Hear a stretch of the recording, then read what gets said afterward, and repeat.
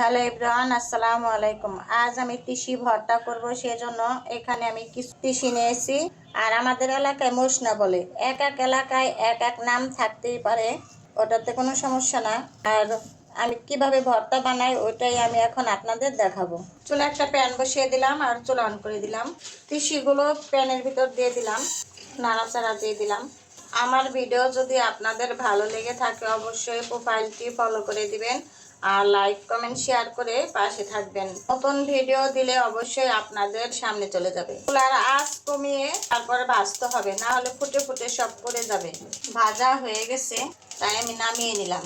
তিসিগুলো নামিয়ে রেখে এখন আমি পরিমাণ মতো সরিষার তেল দিয়ে দিলাম। 4টি কাঁচামরিচ, দিয়ে দিলাম খোসা ছাড়ানো রসুন, দিয়ে দিলাম শুকনো মরিচ, দিয়ে দিলাম কেটে রাখা পেঁয়াজ। এখন আমি নাড়াচাড়া দিয়ে দিলাম। যতটা তিসি থাকবে সেই পরিমাণ সব কিছু নিতে হবে মশলাগুলোকে। নাড়াচাড়া দিয়ে যেভাবে যখন নাকি অল্প অল্প বাদামি কালার হয়ে আসবে, এখন চুলা বন্ধ করে দিলাম। ভেজে রাখা পেঁয়াজ মরিচগুলো উঠিয়ে নিলাম। প্রথমে আমি পাটাতে তিসিগুলো দিয়ে দিলাম।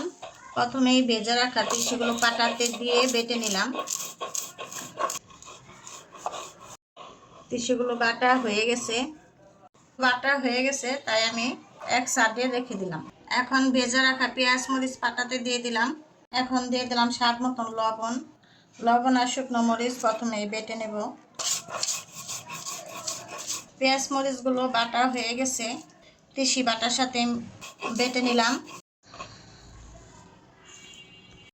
ভর্তাগুলো এক জায়গায় করে একটু সরিষার তেল দিয়ে দিলাম। ভর্তাগুলো আমি একটা পিরিজে উঠিয়ে নিলাম। এই তো তিসি ভর্তা বানিয়ে আপনাদের মাঝে পরিবেশন করলাম। কেমন হয়েছে কমেন্টে জানাবেন। আমি যেভাবে বানালাম একইভাবে আপনারাও বানিয়ে খাবেন। অবশ্যই গরম গরম ভাত বা খিচুড়ির সাথে পরিবেশন করবেন।